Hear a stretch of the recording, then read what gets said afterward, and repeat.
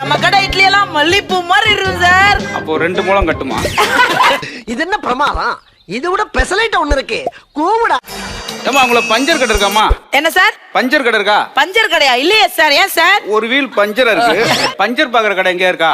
Sir ரொம்ப நேரமா கேட்டுட்டு இருக்கீங்க. இல்ல இந்த பூரி பஞ்சரா போச்சு, கொஞ்சம் காத்து அடிக்கணும். அதுக்குல இதுவும் வாழல, நம்மளும் வாழல.